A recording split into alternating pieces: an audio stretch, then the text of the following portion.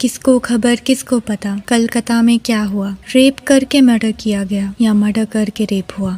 जो भी हो, बुझ गई वो आशा की ज्योति, बुझ गया वो इंसानियत का दिया। Hello and welcome everyone. 9 अगस्त की रात सब कुछ सही चल रहा था। वो लेडी डॉक्टर अपने कलीग्स के साथ खाना खा के ऑन ड्यूटी अपना काम निपटा रही थी। किसी वजह के चलते वो सेमिनार हॉल में गई। उसी रात 3 से 4 बजे के बीच में अपराधी संजय रॉय भी उसी सेमिनार हॉल में गया। संजय रॉय, जिसे बंगाल पुलिस का वॉलंटियर और अस्पताल का दलाल बताया जाता है, ये न्यूज वेरीफाइड नहीं है कि उसकी 4 शादियां हो चुकी थी, जिसमें से 3 बीवियों ने उसे छोड़ दिया और एक की बीमारी के जरिए मौत हो गई। 4 बजे के बाद संजय रॉय सेमिनार हॉल से बाहर आया। ये सब सीसीटीवी में रिकॉर्ड हो चुका था। सुबह होते ही एक कर्मचारी ने जब वहाँ देखा तो वहाँ एक डेड बॉडी पड़ी हुई थी। ये उसी महिला डॉक्टर की थी।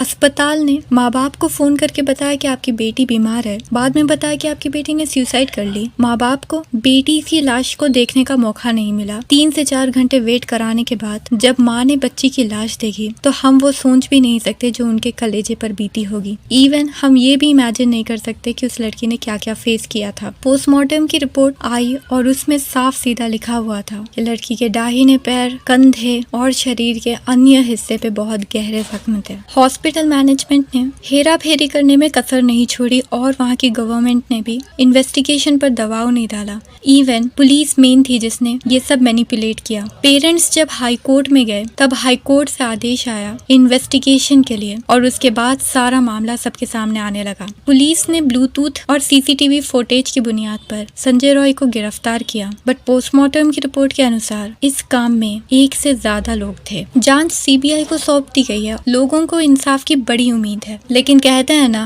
When justice is delayed then it is equals to injustice. पीड़िता के सारे जिस्म पर गहरे जख्म थे। उसकी आंख से खून बह रहा था। बताया जाता है कि आरोपी ने उनके सर को दीवार से हिट किया, जिस वजह से उन्होंने जो ग्लासेस पहनी हुई थी उसकी कांच के टुकड़े उनकी आंखों में चले गए। पहले रेप बाद में मर्डर या पहले मर्डर बाद में रेप। पोस्टमार्टम के हिसाब से रेप की कोशिश करने पर जब पीड़िता ने विरोध जताया तो उसे मार दिया गया गला घोट के, जिस वजह से उसकी सर्वाइकल बोन और कार्टिलेज पर फ्रैक्चर नजर आया था। और उसके बाद जब तक आरोपी का मन नहीं बहला तब तक उसने मनमानी की। ऐसा कभी नहीं होता अगर वहाँ की सिक्योरिटी ठीक होती तो। सिक्योरिटी की जिम्मेदारी किसकी थी और जिसकी भी थी उसने अपनी जिम्मेदारी क्यों नहीं निभाई। हॉस्पिटल मैनेजमेंट और प्रशासन को सिक्योरिटी प्रोवाइड करनी चाहिए थी अपनी सभी स्टाफ और वहां आने वाले हर एक व्यक्ति के लिए। जब डॉक्टर्स के लिए ही सिक्योरिटी नहीं दी गई तो पेशेंट्स का क्या हाल होगा। एक रिपोर्ट के अनुसार 75% तक मेडिकोस से वायलेंस का शिकार बनते हैं। अगर वहाँ का प्रशासन इस बात को दबाने की कोशिश नहीं करता तो देश भर में इतने लोगों को आगे आकर इंसाफ की मांग नहीं करनी पड़ती। इस बार मैं सब्सक्राइब करने के लिए नहीं कहूंगी, बस इस वीडियो को शेयर कर दीजिए। कलकत्ता के इंसिडेंट्स के बाद ये तो प्रूफ हो चुका है that your life is your responsibility. ये आज इनके साथ हुआ है, कल किसी और के साथ भी हो सकता है। You should not expect justice और help from others. Protect yourself. See you in next video. तब तक के लिए टेक केयर।